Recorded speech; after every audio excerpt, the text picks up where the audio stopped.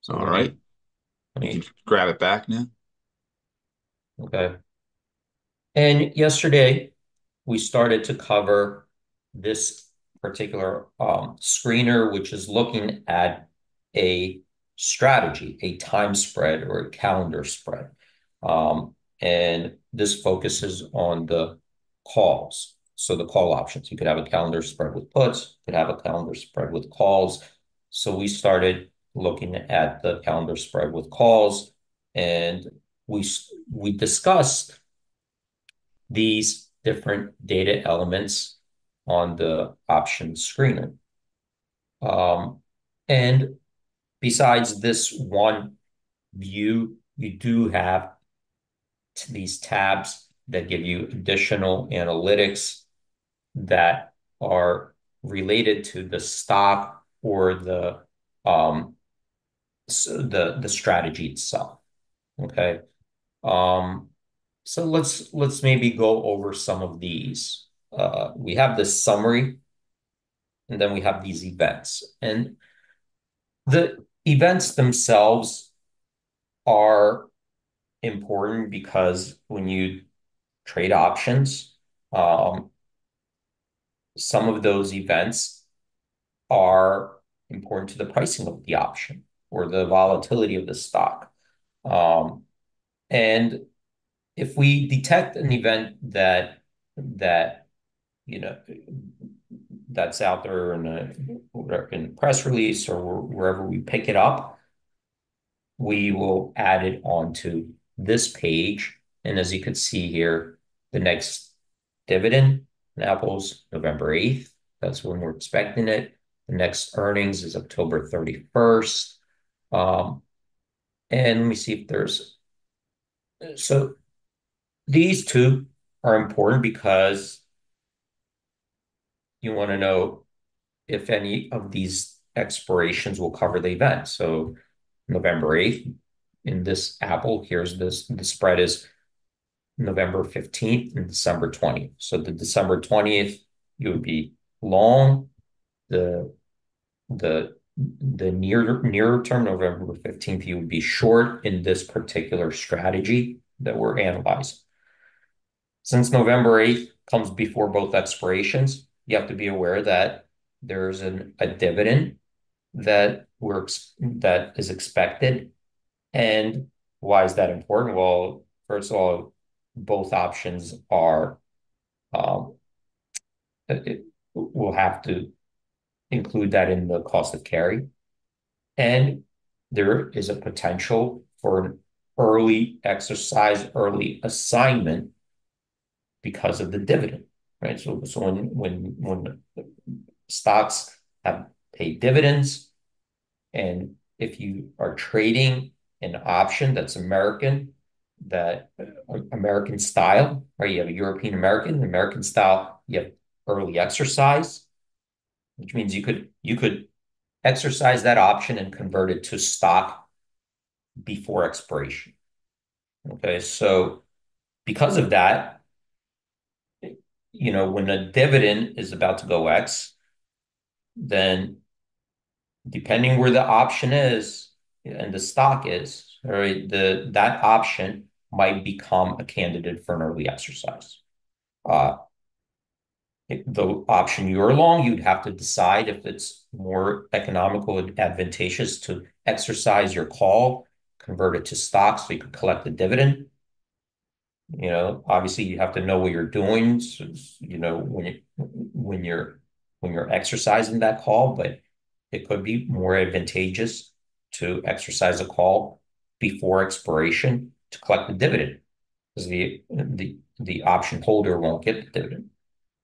At the same time, you're short an option. So if you're short an option, and like in this situation, then you could get assigned because the counterparty can decide it's advantageous to exercise his right to convert that option to stock. And if that counterparty does it and you're on the other side of that, well, you went from being short an option to the next day being short stock. Okay. So dividends are an important event in option pricing and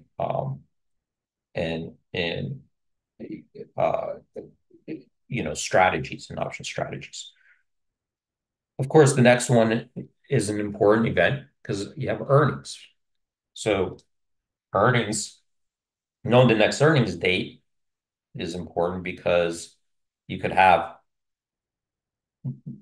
both options that cover the earnings. So you have to take that into consideration, the potential volatility. Um, you could have one option that covers earnings, one that doesn't, right? Like the near term option may not cover the earnings. It might expire prior to earnings. And then you have the option that's further out, still has dates to expiration that may cover it. Or maybe both options don't cover the earnings because they both expire prior to the next earnings. But it's important to know those things to be able to more appropriately price and evaluate that strategy. All right, so these are the known events. And if we come here in a summary, actually, if there is an event that we detect within that expiration, so here's your the summary page, and here are the legs, right? When you're doing a time spread, you have the same strike. So it's opposite of vertical spread where you have same expiration, different strikes. And then time spread, you have same strike, different expirations. So here's the strike, and then you have the two expirations. If we, for convenience, if we detect something, an event that will happen prior to that expiration, we'll put a little indicator like an E that stands for earnings. So you see that E, when I hover over, it tells us, oh, next earnings is October 31st. So that kind of just quickly, if you're eyeballing it. Now I'm going to slide down here. And do you see where it says EC? So E, this is in Microsoft. So the E is telling us there's an earnings, like we just discussed. If we hover over October 30th after the market close, so obviously that's on both expirations, November 15th and December 20th. But there's a C there. So the C is letting us know that the company indicated that there's going to be another event that's not earnings, but it may be worth considering because it may or may not be substantial, right? We don't know what the event will bring. Sometimes it's nothing. Sometimes it's, just there's an event, they talk about it and they say things that they've said before. But they may have a industry conference or investor relations or something that they may reveal something new, like a new product or updates on something that they haven't before, maybe a guidance. Something could happen whenever management is talking, all right, or people are asking questions. Uh, that may be significant and create more volatility. So when you see that C, we detected some kind of a company event. And when I'm hovering over it here, it's saying that on December 20th, that they're expecting to have their annual shareholder meeting. Okay, so the company said that. So now on the December 20th expiration, there are two events there, the earnings and an annual shareholder meeting. One's coming up October 30th, one's coming up December 20th. So that's an important piece of information, especially if you're considering, well, I'm going to be long that option. Well, there are two events there that could potentially move the stock and impact the volatility and implied volatility of the option. Okay. Now, of course, if you're short, you need to also consider that if you priced it to compensate for that uncertainty. Um, so that's the events in summary. The market data here gives us a little bit more information about these options. So for example, here, when we look at I'm going to come back for a second to the summary. Sorry for keep doing this, but in the summary, you could see that we're evaluating the price of this calendar spread based on the displayed offer of that spread.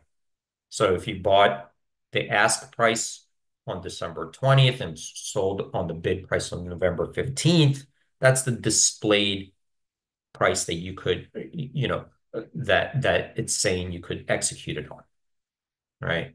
But of course, that's just one reference price that we start evaluating it.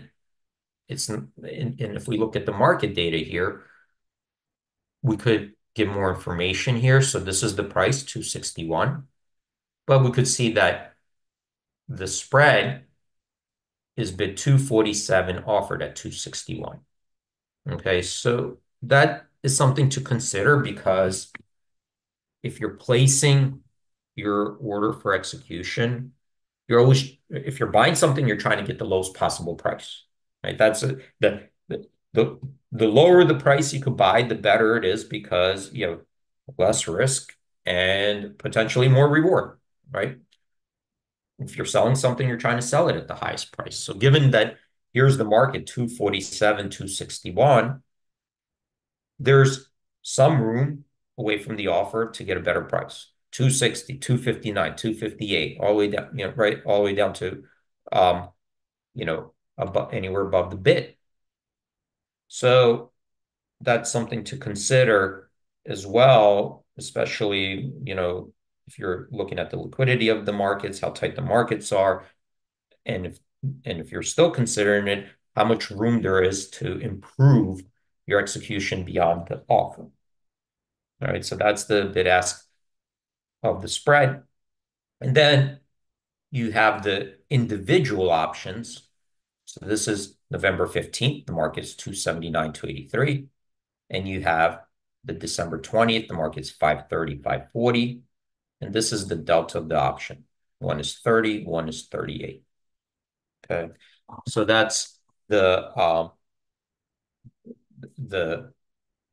part of the market data.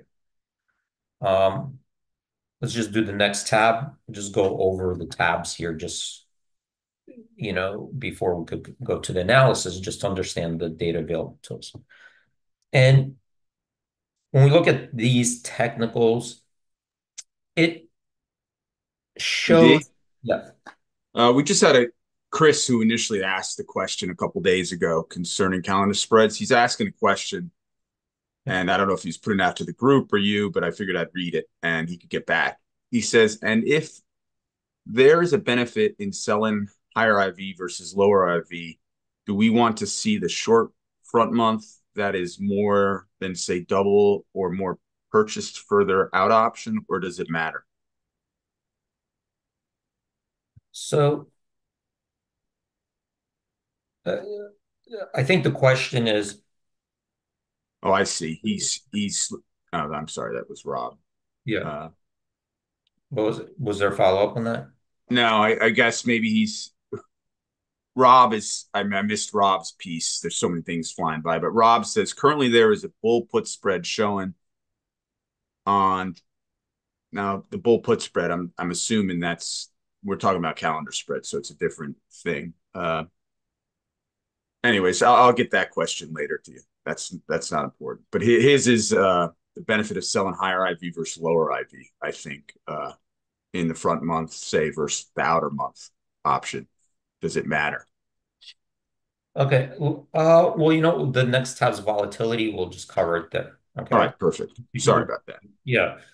Um, so then quickly before I get to that volatility question, we have this one tab here with technicals. And this is just really quickly to try to get a sense of, you know, on a technical basis, like what the stock is doing, right? Now there's a million ways to look at a stock from a technical point of view, but this is just kind of quickly referencing the technicals that we created just to get an idea, well, what's the stock been doing, lately? So this uptrend, and if you hover over it, it'll kind of explain it to you and saying that Apple has been moving in an uptrend, meaning that the stock itself is moving in a fashion that the moving averages are all, the shorter term are above the longer term, right? So that when we look at it, how is the stock moving, right? Well, if you have the stock above the 20-day moving average, 20-day above the 50-day, 50-day above the 250-day, when you're seeing that type of comparison, then we're saying, okay, it's just kind of moving in an uptrend. It's looking instead of looking at a chart, we kind of just give it that type of an indicator. So that's what it's been doing, you know, based on its moving averages. What about on the day? So on the day, sometimes you just want to know, okay, how's it been doing today? Just on the most recent day. So this is just referencing, well, if we created a support and resistance band, based on the volatility of the stocks, daily volatility of the stock. Okay, so we're like, okay, the stock started here. If we look at the volatility band of the stock and give it a one standard deviation, all right, is it within up or down one standard deviation, or did it trade outside of that band in either direction, up or down? So that's what it's just to give us a quick reference what it's doing. Plus, it makes it easier to filter these things, right? Not only see it, but if we wanted to filter for that specific situation. So this, when it says below the support, yesterday, Apple, down 2.2%. You can see in the video, a lot of them were trading below its daily, volatility band that we were calculating for this stock. So that's what it is. So it's just giving you like a sense of what's going on, right? So if you're looking for stocks maybe that potentially are breaking out and above their band, you could filter for that. You're looking for stocks maybe breaking down and they're below their trading below their volatility band, then because it's implying like some kind of price action is going on, right? That to push it outside. Then we got a couple more indicators here is how far it is away from its 52-week low price and how far it is away from its 52-week high price. So the idea there is that, we're looking at where the stock is priced currently versus 1 year range, right? Is it close to its 52-week high? Is it close to its 52-week low? Is it somewhere in between? So it's giving us a sense of like where the stock is from that perspective. And then this looks at the option order flow that we're calculating based on our methodology. We're making these interpretations, how the order flow is moving in the stock, and then converting that volume into net delta volume, right? So a negative net delta would be more negative order flow, negative delta, positive delta is more positive order flow, more bullish order flow. So that's just trying to get a sense of how the options are trading and if there's a particular large imbalance. Now keep in mind, when things are trading, there's always going to be some kind of positive or negative. It's not going to always be zero. So when we look at this, it's also important to then go in history and see if this is even within a range, negative 600,000 deltas in something like Apple is probably not that much, because what is 600,000? Like we could look at it with Apple's $230 stock. So negative 600,000 deltas is 3,000 shares, right? That's 3,000 shares equivalent to, which is nothing in Apple. It trades probably, I don't know, tens of millions, maybe 100 million. So in that perspective, it's not, these are not very high numbers, but those are just the numbers that we're tracking and, and aggregating as the day goes on. Okay. So that's with the technical part. The volatility is looking at these options and saying, okay, um, what are the implied volatilities of the options, the related implied vols, right? So because we were doing a horizontal spread, we have different expirations, so they could have different implied volatilities. So, one implied volatility, here's one. There's a near option, right? So the near option, we have the bid and the offer, because you have a bid and an offer, so you have two implied volatilities. And then you have the further away option, which you have the implied volatilities for the bid and the offer. Okay. And we could quickly kind of compare this to the historical volatility of the stock, 20 days, and the historical volatility of the stock 1 year. So the question is like, well, is it better to when you have a high implied volatility in the near term versus a lower volatility in the far term? And you have to understand the dynamics of the options. That doesn't mean that necessarily the near term is priced higher than the longer term. It's not like an arbitrage where you're doing this, right?